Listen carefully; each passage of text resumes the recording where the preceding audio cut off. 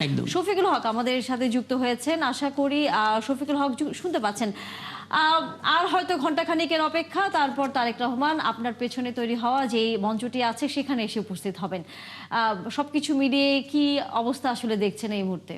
আমরা এখানে যে অবস্থা দেখছিলাম, আসলে এখানকার অবস্থা নেতাকর্মীদের আসলে অপেক্ষার বাঁধ ভেঙে যাচ্ছে। কারণ আপনি জানেন যে দীর্ঘ সময় ধরে অপেক্ষা এবং দীর্ঘ 17 বছর পর তাদের দলের যিনি নেতা জনাব তারেক রহমান তিনি দেশে ফিরেছেন, অলরেডি ফিরে গিয়েছেন। তিনি এখন শুধু ঢাকায় আসার অপেক্ষা। সেই অপেক্ষার আসলে তাদের ধৈর্য আর ধরছে না, এরকম একটা অবস্থা আমরা দেখতে পাচ্ছি। এখানে তারা অনেকটাই উজ্জীবিত এখন।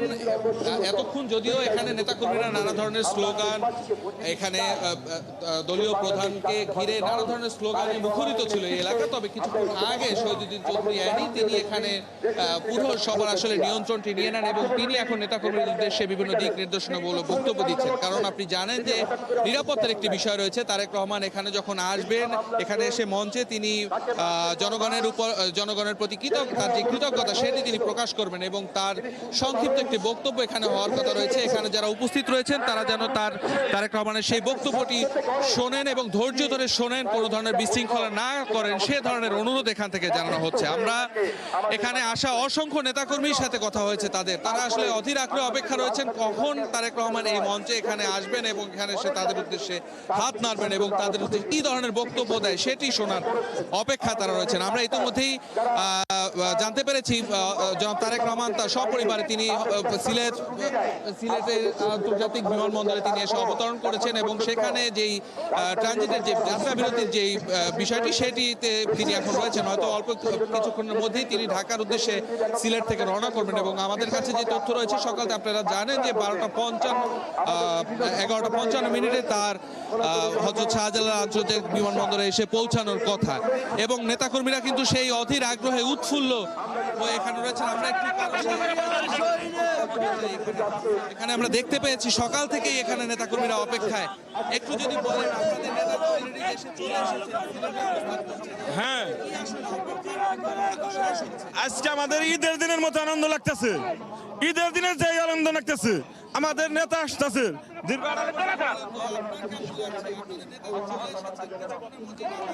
আলহামদুলিল্লাহ অনেক ভালো লাগতেছে। আমি লালমনিরহাট জেলা পাটগ্রাম থেকে আসছি। আমরা প্রায় 400-র মতো নেতাকর্মী আসছি রাত 2টা থেকে আমরা এখানে অবস্থান করতেছি। তারেক রহমান আসতেছে, এটার জন্য আমাদের আজকে ঈদের মতো খুশি লাগতেছে। আমরা আমাদের তরুণের প্রথম ভোটটা আমরা ধানের শীষে দিতে চাচ্ছি। ধন্যবাদ। আপনার কাছ থেকে যদি একটু শুনি, আপনার কেমন লাগছে? যে আলহামদুলিল্লাহ দীর্ঘ প্রায় 1.5 যুগ পর আমাদের মহা নেতা আগামী রাষ্ট্রনায়ক জনাব তারেক রহমান দেশে আসতেছেন। এটা আমাদের দীর্ঘ প্রতীক্ষার ফল। অনেক কষ্ট করেও আমরা এখানে দাঁড়িয়ে আছি আমাদের নেতাকে এক নজর দেখার জন্য। এটা আমার বলে প্রকাশ করতে পারবো না যে কতটা আনন্দ লাগতেছে। আমরা একটু দেখতে চাই আমাদের নেতাকে। ধন্যবাদ। আপনাকে শুনছিলেন তানিয়া, এখানে যারা নেতাকর্মী কেউ বলছিলেন যে তারা আসলে অনেক আগে থেকেই এই জুলাই 36 এক্সপ্রেসওয়ের যেই সার্ভিস লেনের যেই একটি মঞ্চ তৈরি করা হয়েছে, সেই মঞ্চকে ঘিরে কিন্তু গত রোববার থেকেই কার্যক্রম চলছিল এবং আমরা সেই শুরু থেকেই দেখতে পেয়েছি যে এখানে সারা দেশ থেকে নেতাকর্মীরা এসেছেন এবং অনেককে দেখেছি আসলে অনেক আগে থেকেই এখানে এসে অবস্থান নিয়েছেন। তারা তারেক রহমানের এখানে বক্তব্যটি সরাসরি এখান থেকে শুনতে চান এবং অবশ্যই দেখতে চান, এমনটি তাদের প্রত্যাশা। এবং আগামী দিনে যেই নির্বাচনের যেই কথাটি আসছে, আগামী ফেব্রুয়ারিতে যে নির্বাচন, সেই নির্বাচনে তারেক রহমানের নেতৃত্বে ধানের শীষে ভোট বিপ্লব হবে এবং আজকে তার সেই গণজোয়ারটি শুরু হলো, এমনটি আসলে নেতাকর্মীদের প্রত্যাশা। সবকিছু মিলিয়ে এখানে নেতাকর্মীরা আসলে তাদের যে অপেক্ষা, সেই অপেক্ষাটিতেই রয়েছেন। আমি একটু যদি তারেক রহমানের সম্পর্কে বলতে চাই যে আগামী 2 দিন কিন্তু অত্যন্ত ব্যস্ত সময় পার করার কথা রয়েছে তার। আজকে যখন তিনি বিমানবন্দরে হযরত শাহজালাল আন্তর্জাতিক বিমানবন্দরে এসে নামবেন এবং সেখান থেকে সরাসরি এই পূর্বাঞ্চলের 300 ফিটের এই যে এখানে অভ্যর্থনার যে মঞ্চ, সেই মঞ্চে এসে এখানে তিনি জনগণের প্রতি কৃতজ্ঞতা প্রকাশ করবেন এবং এখান থেকে সরাসরি যাবেন অসুস্থ মা বেগম খালেদা জিয়া, তার শয্যা পাশে তারেক রহমান যাবেন এবং সেখানে কিছু সময় অবস্থান করার পরে তার গুলশানের যে বাসভবন সেখানে যাওয়ার কথা রয়েছে এবং আগামীকাল যথারীতি জুমার নামাজের পরে শহীদ রাষ্ট্রপতি রাষ্ট্রপতি জিয়াউর রহমানের যে সমাধিস্থল রয়েছে সেই সমাধিস্থল সেখানে জিয়ারত করার কথা রয়েছে এবং পরবর্তীতে জাতীয় স্মৃতিসৌধে শ্রদ্ধা নিবেদনের কথা রয়েছে তারেক রহমানের।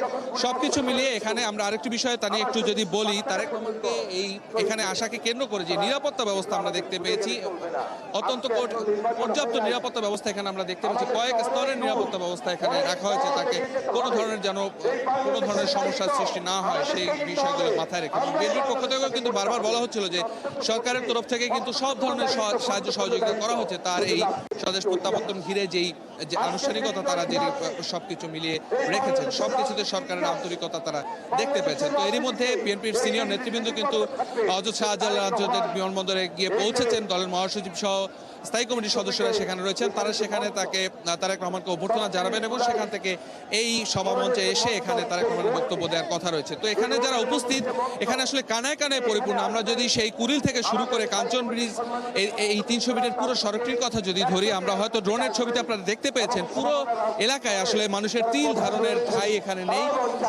পুরো একেবারে নেতাকর্মীরা সবাই উদ্গ্রীব হয়ে আছেন কখন তারেক রহমান এসে তাদের উদ্দেশ্যে এখানে সেই কাঙ্ক্ষিত সেই বক্তব্য এখানে রাখবেন, সেই অপেক্ষায় এখানে সবাই রয়েছেন। তানিয়া, অনেক ধন্যবাদ শফিকুল, অনেক ধন্যবাদ। এবং আপনার কাছ থেকে আসলে 300 ফিটের যেই জায়গাটাতে আসলে মূল যে মঞ্চ, সেই মঞ্চের ছবিটা তো দেখতে পেলাম।